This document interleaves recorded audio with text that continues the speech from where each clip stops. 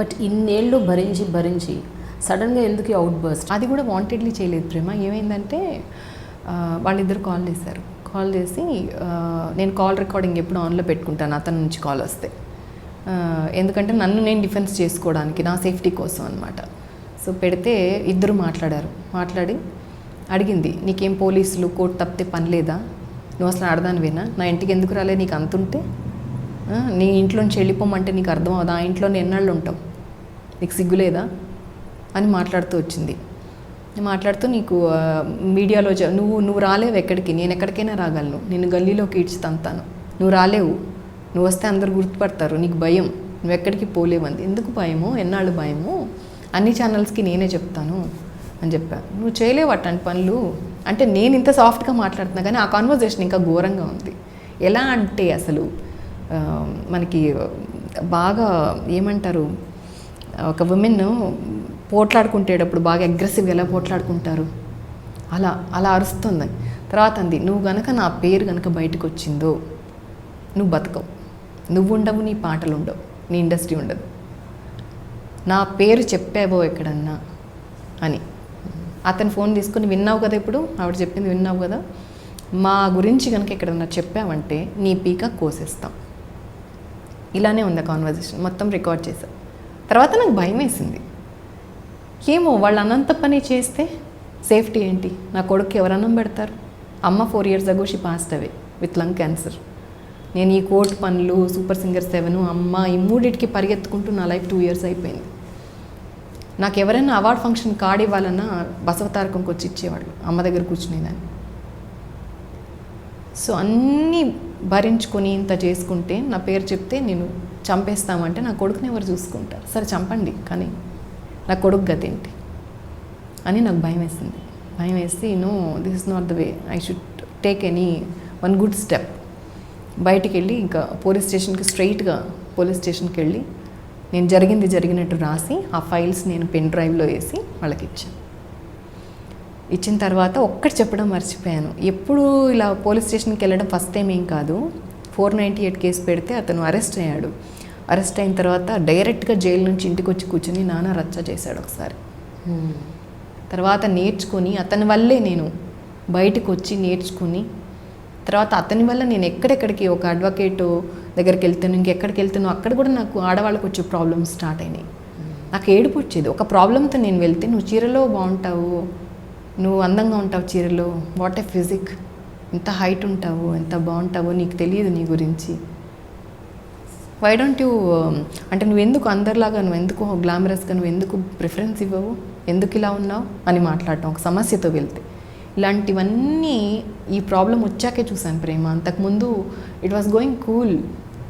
అంటే అతను నన్ను పాటలను అబ్జెక్ట్ చేయలేదు, ఎందుకు అంటే డబ్బులు కానీ. తర్వాత అర్థమైంది, ఎక్కువ బిజీగా పాడినంతకాలం బాగానే ఉన్నాడు, సాంగ్స్ తగ్గి సింగర్స్ పెరిగి స్టార్ట్ అవ్వగానే ఇంకా అబ్యూజ్ ఎక్కువై వేరే చోట ఏమేమో అయిపోయి వెళ్ళిపోవడం.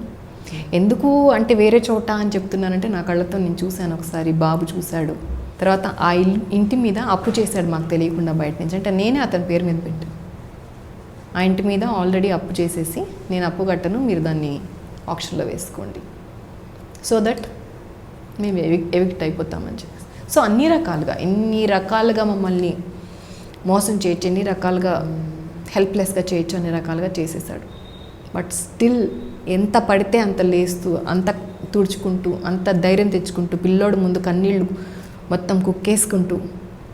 నాకు కొంతమంది మెసేజెస్ ఇస్తారు ప్రేమ, ఏమని annoyingly, but don't forget to carry a smile on your face, situations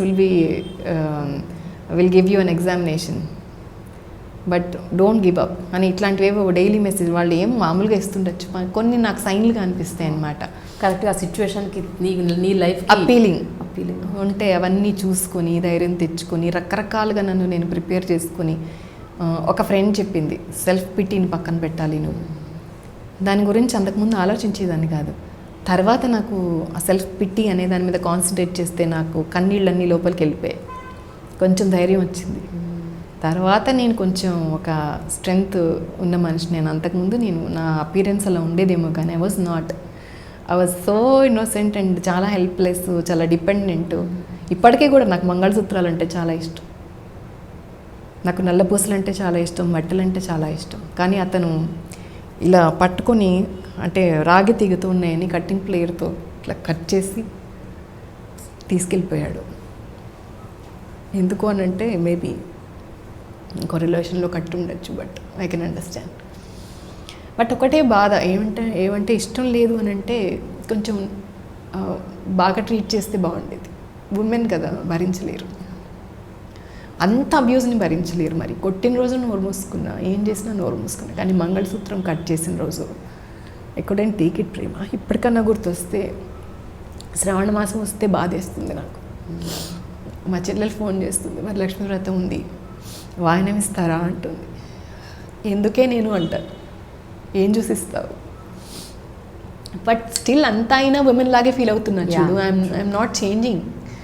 అంటే ఏంటో ఏమో ఇండియన్ ఉమెన్కి ఇట్లా ఉంటారేమో, మరి ఐ డోంట్ నో. చాలా ఫెమినిటీ ఉంది, which is of no use. Culture tradition అన్నది గుండెలో పెట్టుకున్నారు కౌసల్య. అఫ్ కోర్స్ ఇప్పుడు అబ్యూజివ్ సిచ్యువేషన్లో రిలేషన్షిప్ని భరించకూడదు కాబట్టి మీరు ధైర్యం తెచ్చుకుంటున్నారు. అది తప్పదు. మీ అబ్బాయి కోసం, మీ ఫ్యూచర్ కోసం, లైఫ్ కోసం తప్పకుండా you have to fight back. ఎట్టి పరిస్థితుల్లో అబ్యూజ్ని బేర్ చేయకూడదు. అవును, అది తెలుసుకున్నాను ప్రేమ. అది డెఫినెట్గా నేను I would say to every married women that అంతవరకు భరించకూడదు. అది ముందరే తెలిసిపోతుంది whether it can last for a long or it's going to be break అని. అది చూడాలి, సేఫ్టీ ఎంతవరకు చూడాలి. మరీ కొట్టించేసుకుని రోడ్డు మీదకి పిచ్చిదానిలాగా వచ్చేసి అట్లాంటి సిచ్యువేషన్ డెఫినెట్గా ఎందుకు అని అంటే, ఇప్పుడు నా కోసం ఎవరైతే ఒక్కసారి భరించమ్మా మేము చూసుకుంటాం అన్న వ్యక్తులే, కలిపిన వ్యక్తులే దే ఆర్ ఫీలింగ్ బ్యాడ్. నీ జీవితం మేమే, మా వల్ల ఇలా అయిపోయిందేమో, అప్పుడే నిన్ను వద్దని చెప్తే బాగుండేదేమో అనే ఒక థాట్ ఉంది చూడు. అది చాలు నాకు అనిపిస్తుంది. ఓకే, నన్ను ఇంకా నా మీద కన్సర్న్ ఉన్న మనుషులు ఉన్నారు అని చెప్పి, నా బ్రదరు, నా ఫ్యామిలీ, అమ్మ పోయిన తర్వాత నా ఫ్యామిలీ ఇంకెవరు, నా చెల్లెలు, వాళ్ళ భర్త, వాళ్ళ అత్తమామలు, నా తమ్ముడు, వాళ్ళ సపోర్ట్ చాలా ఉంది. సో నా కొడుకు కార్తికేయ కూడా అన్కండిషనల్ లవ్ ఇస్తారు వాళ్ళు. కానీ కౌసల్య మాట్లాడటం చాలా అవసరం కౌసల్య. ఎందుకంటే ఇన్నాళ్ళు మాట్లాడకుండా మీలో మీరే ఉంచేసుకొని సైలెంట్గా ఉండటం వల్ల వైలెన్స్గా తయారైంది, మొత్తం వైలెంట్గా తయారైంది. అంటే ఒక సర్కిల్ లేకపోవటం, ఒక ఫ్రెండ్స్ చెప్తే ఎవరేమనుకుంటారు అనుకోవటం, వీటన్నిటి వల్ల I think is the right. ఉన్న ఫ్రెండ్స్ ఏమో దూరంలో ఉండటం.